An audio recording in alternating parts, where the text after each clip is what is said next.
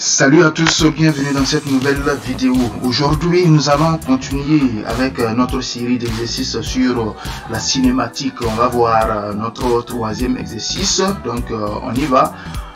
Exercice 1.4. Un automobiliste roule sur un tronçon d'autoroute rectiligne à la vitesse de 144 km/h. Soudain, un obstacle fixe apparaît sur la voie à une distance grande D égale à 130 mètres. Le conducteur freine immédiatement et réduit sa vitesse à 108 km/h au bout d'une durée θ égale à 1 seconde. En petit 1, calculer la valeur de la décélération supposée constante. En petit 2, si l'on suppose que la décélération de l'automobile reste constante, à quelle distance D de l'obstacle la voiture va-t-elle s'arrêter? Petit 3, on envisage maintenant cette éventualité. Le conducteur ne réagit pas tout de suite et commence à freiner 1 seconde après l'apparition de l'obstacle. Il impose alors au véhicule la décélération calculée au 1. À quelle distance de l'obstacle l'automobile va-t-elle s'arrêter? Petit 4, après l'obstacle, le conducteur maintient sa vitesse constante à 108 km/h et doit négocier un virage de rayon grand R égale à 150 mètres. Déterminer les caractéristiques du vecteur accélération pendant le virage. Petit 5, calculer la durée du virage s'il se réduit à un quart de cercle. Alors, donc, comme d'habitude, on va y aller.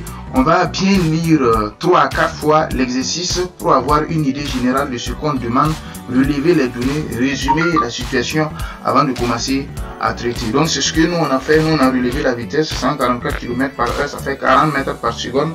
On dit quoi? On dit que un automobiliste roule sur un tronçon d'autoroute rectiligne à la vitesse de 144 km/h. Soudain, un obstacle fixe apparaît sur la voie à une distance D égale à 130 mètres. Donc voici l'automobiliste qui est en train de rouler à la vitesse de 40 mètres par seconde. Donc soudain, quand un obstacle apparaît devant lui, donc quand l'obstacle est apparu devant l'automobiliste, sa vitesse était de 40 mètres par seconde. Et donc qu'est-ce qu'il a fait? Il freine immédiatement et réduit sa vitesse à 108 km/h au bout d'une durée θ égale à 1 seconde. Donc au bout d'une durée θ égale à 1 seconde, donc il va freiner et réduire sa vitesse à 108 km/h, donc ce qui fait 30 mètres par seconde. On demande de calculer la valeur de la décélération supposée constante. Alors, donc ici, on voit que le véhicule a décéléré. Donc c'est un mouvement rectiligne uniformément décéléré. Quand c'est un mouvement rectiligne uniformément décéléré, on peut appliquer 3 à 4 formules. Ici, nous, on va appliquer cette formule V égale à AT plus V0, puisque quand au niveau du chapitre de cinématique, pour les mouvements rectilignes uniformément variés, ce sont ces formules qu'on vous a donné. On vous a donné la formule de la position x égale à 1 demi de AT carré plus V0T plus I0, V égale à AT plus V0, VF carré moins VI carré égale à 2A facteur de XF moins XI. Et voilà, et avec cette formule, on peut tirer la valeur, on peut trouver l'accélération. Donc, c'est un mouvement rectiligne uniformément décéléré. Donc, A égale à V moins V0 sur T. Donc, le véhicule a décéléré. Sa vitesse initiale était de 40 mètres par seconde. Il a décéléré pour atteindre une vitesse de 30 mètres par seconde. Donc, A égale à 30 moins 40 sur 1. A, ça fait moins 10 mètres par seconde carré. En petit 2, si l'on suppose que la décélération de l'automobile reste constante, à quelle distance D de l'obstacle la vitesse va-t-elle s'arrêter? Donc, si on considère que la décélération de l'automobile reste constante, c'est-à-dire si on considère que l'automobiliste maintient une décélération de moins 10 mètres par seconde jusqu'à l'arrêt, à quelle distance D de l'obstacle l'automobiliste va s'arrêter? Donc, ce que nous, on va faire d'abord, on va calculer la distance parcourue pendant la phase de freinage. On va calculer la distance parcourue pendant la phase de freinage, puisque au départ, il avait comme vitesse initiale 144 km/h, donc c'est-à-dire 40 mètres par seconde. Donc, le véhicule va freiner jusqu'à l'arrêt, puisqu'on dit, si l'on suppose que la décélération de l'automobile reste constante, à quelle distance de l'obstacle la voiture va-t-elle s'arrêter? Donc ça veut dire que l'automobile avait une vitesse de 144 km/h. À partir du moment où l'automobiliste a aperçu l'obstacle, il va décélérer jusqu'à l'arrêt. Donc il va quitter de 144 km/h à 0 km/h. Donc pour cela, nous sommes toujours dans le cas d'un mouvement rectiligne uniformément décéléré. Donc, on va utiliser cette formule VF carré moins VI carré égale à 2A D1. Donc, la distance D de l'obstacle, donc la distance parcourue pendant la phase de freinage, on va l'appeler D1. Donc, on tire D1 égale à VF carré moins VI carré sur 2A et le véhicule va freiner jusqu'à l'arrêt. Donc, ça fait la vitesse finale, ça fait 0, 0 au carré moins 40 au carré sur 2 fois moins 10. Donc, on obtient une valeur de D1 de 80 mètres pour la distance de freinage. À partir du moment où on a la distance de freinage, on peut calculer maintenant la distance D de l'obstacle à laquelle l'automobile va s'arrêter. Donc, on a D égale à grand D moins D1, puisque la distance qui sépare le véhicule de l'obstacle, c'est grand D égale à 130 mètres. Donc, si la distance de freinage, c'est 80 mètres, donc supposons que si la distance de freinage, donc ça quitte de là à là, donc 80 mètres. Donc, pour avoir la distance de l'automobiliste à l'obstacle, c'est-à-dire cette distance, il faut prendre cette grande distance moins la distance parcourue pendant la phase de freinage, d'où D égale à 50 mètres. En petit 3, on envisage maintenant cette éventualité.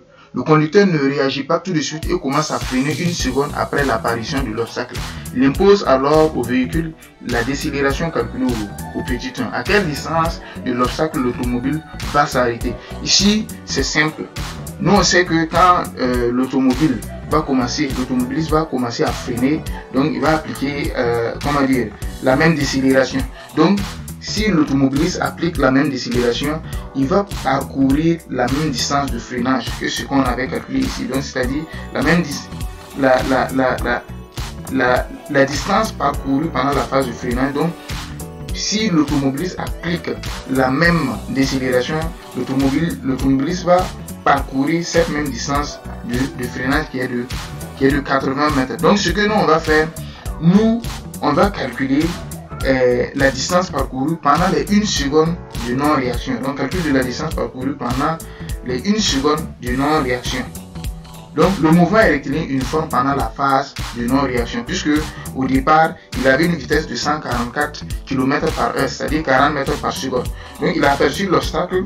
Donc, quand il a aperçu l'obstacle, au lieu de réagir immédiatement, il n'a pas réagi immédiatement. Donc, il a attendu 1 seconde avant de commencer à décélérer. Mais pendant les 1 seconde de non-réaction, sa vitesse était la vitesse était constante. Donc, le mouvement était rectiligne uniforme. Donc, pour un mouvement rectiligne uniforme, nous pouvons appliquer cette formule V égale à D sur T. Donc, V, c'est quoi? C'est la vitesse moyenne. La vitesse moyenne, quand la vitesse est...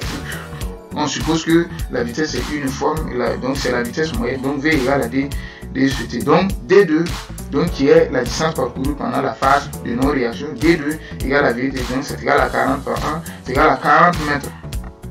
Pendant la phase de décélération, l'automobiliste parcourt 80 mètres. Donc, je disais que si l'automobiliste applique la même décélération calculée au 1, il va parcourir la même distance de freinage.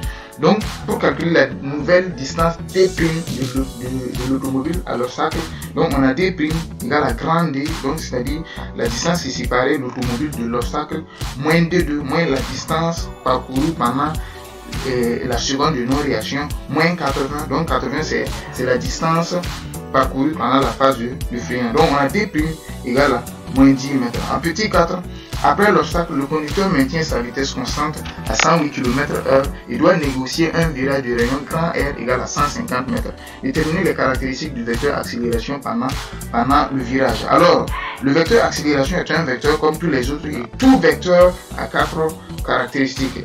Le point d'application, la direction, le sens et la norme.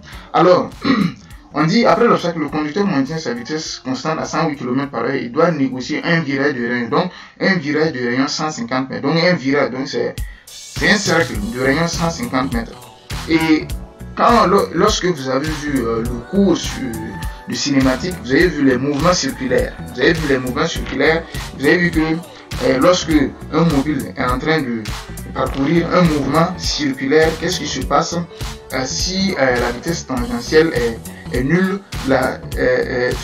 si la vitesse tangentielle est constante, donc c'est-à-dire ici, sa vitesse, on dit que le conducteur maintient sa vitesse constante, donc 108 km/h. Donc ici c'est la vitesse tangentielle, donc la vitesse tangentielle est constante.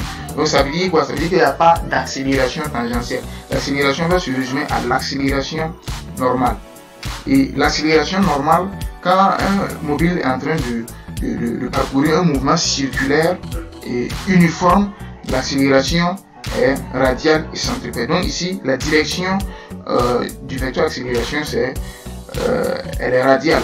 L'accélération est radiale, le sens est donc centripète, le point d'application, donc le centre de gravité du mobile. La norme, donc comme c'est une accélération normale, A égale à V carré sur R, c'est égal à 30 au carré sur 150, A égale à 6 mètres par seconde carré. En petit 5, j'ai oublié de traiter la question 5, je ne l'avais pas vu. Voilà, mais je vais vous expliquer comment est-ce qu'on peut calculer la durée du virage. Donc en petit 5, on dit de calculer la durée du virage si c'est réduit à un quart du cercle. Alors, comme c'est un mouvement circulaire uniforme, ce qui nous intéresse ici, c'est de pouvoir calculer la distance. Donc c'est-à-dire, on dit que si de calculer la durée du virage se réduit à un quart du cercle. Donc ici, si le virage se réduit à un quart du cercle, la distance parcourue, donc c'est-à-dire l'arc, le quart du cercle, l'arc qui forme le quart du cercle, pour calculer cette distance, c'est quoi? C'est D égale à quoi? Égale à R θ. Égale à R θ. Ici, θ, l'angle d'un cercle entier, ça fait 2π. Donc 2π divisé par 4, ça fait pi demi. Donc ici, la distance D serait égale à 150, puisque le R1 ça fait 150. Donc la distance serait égale à 150 multiplié par pi demi. Donc pi demi, vous devez mettre pi demi, puisque vous devez mettre l'angle en radian pour pouvoir calculer l'arc du cercle. Une fois que vous avez la distance, pour calculer la durée, vous appliquez la formule V égale à D sur T, et vous tirez D égale à T égale à D sur V. Donc puisque vous avez déjà la vitesse, ça fait 30 mètres par seconde, vous tirez T égale à D sur V, vous avez la distance ça fait R fois pi demi divisé par V. Donc, et vous calculez, vous appliquez, vous calculez, vous allez trouver la durée. Merci d'avoir suivi la vidéo. Je vous demande de la partager avec vos camarades, avec vos amis, avec vos connaissances pour leur permettre de pouvoir également en bénéficier. Donc, on se dit à la prochaine pour un autre exercice.